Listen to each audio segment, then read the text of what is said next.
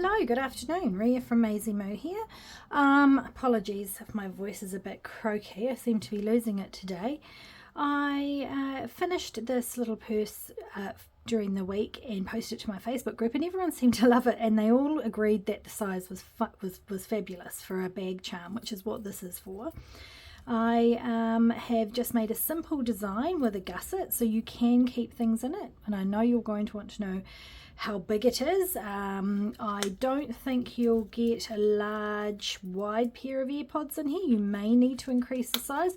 What I've done is I've created this design so it can't really go smaller. The holes are quite small as it is, but you can go bigger, so you could even go up to maybe another inch on this. So I'll have a look with the resizing and include some information in the instructions, but today I'm just going to show you how you sew this together. Now I've already gotten started here. I've cut out my pieces and I have attached my snaps. Now we'll do the blue one and I'll finish that one later.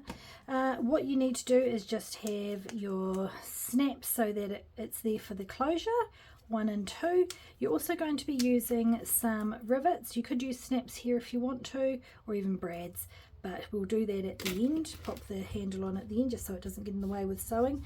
You've got 3 pieces and the strap.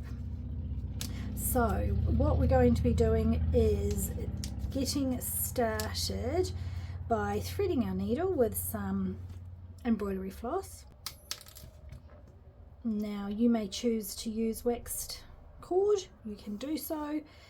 You may choose to sew it with 2 needles in the style that a lot of leather makers do, but I try to make this as easy as possible for beginner hand stitches and whatnot. So what you want to do is line up your pieces. So the idea is that you all of these holes match with all of the holes there, and we're just going to be sewing all the way around and all the way back again. Now I think I'm going to start on the side because there will be a little knot. We don't really want it right at the base. We don't want it catching on anything. In fact, we might even just go in here. I'm just going to go in. Okay, so what you will need to do is kind of just count. You're going to have to count your holes so that you know. There we go. We'll come up like that. So we've done 1 stitch on the main body, and we've got 1, 2, 3, 4. We've got 4. So we want to be coming up through that 5th hole there. So you can see we've got 4 holes remaining. And then all you want to do is start to stitch. Don't pull too tight, but also too, you don't want it to be too loose. You'll get a feel for it as you go. We are going to go back around, so that will tighten things up a little bit. So we're taking this to the top and then back down around, and I've gone with the white because I think it works really well with the denim. The denim in the white always looks quite fresh. There we go.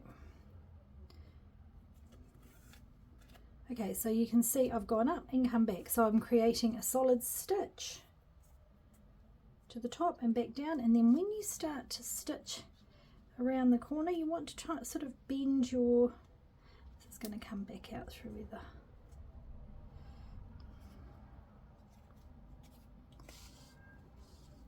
Okay.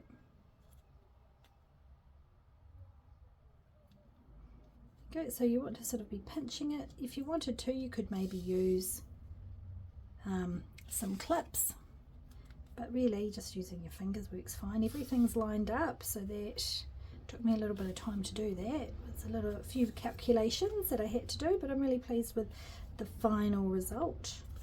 Let's see, all the way around.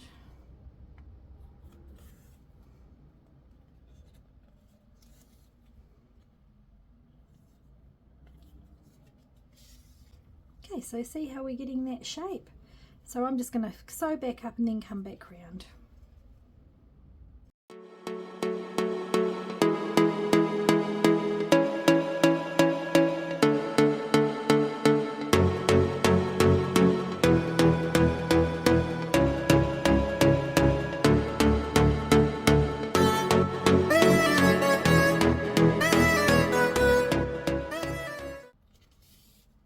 we've got our last stitch, so I'm going to take it through but not come out the back. I'm coming out the middle here, and then we've just pulled it through. I'm going to pass it back out and create a loop inside. Again, I'm going to pass the needle through. Make sure that don't go through where you've come out, because it will just pull through the other side. You want to come out so it's around one of the stitches. So once we get, and we slip it through that loop we made and pull it tight, and that's going to create a knot. Simply give that a trim. If you wish, you could add a little touch of glue if you want to hide it, but you can see it's quite neat in the corner there. Okay, now we get to do the front bit. Same as what we did before, so I'm going to start on that 5th one down, come up through the 4th one, and then you can see we've got number 4 there.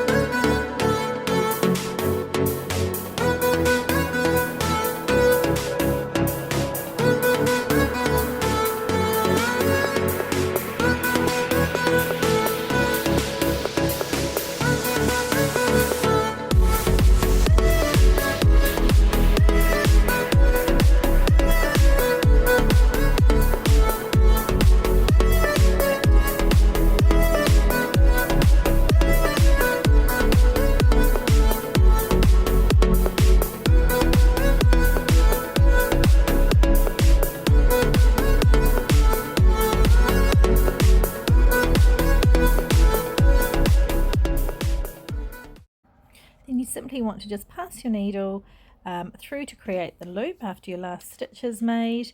I pass it back out the outside edge and then trim. Okay, so there we go. You can see we've made our little purse. Pop that on. How cute is that? It is so cute. We've got our 2 holes now to put our strap on, so let's get that.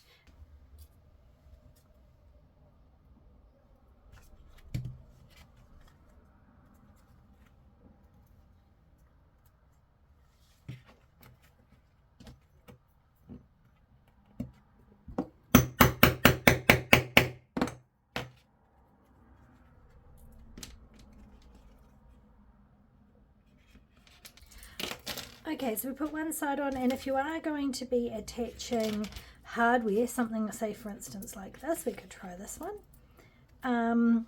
You want to do it at this stage before you attach your rivets.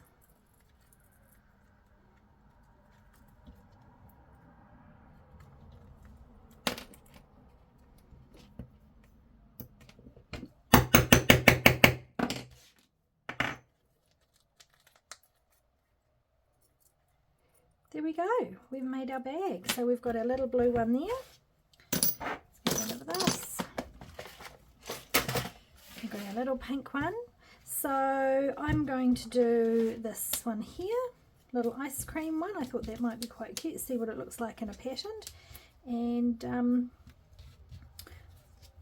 then I'll pop back on and show you.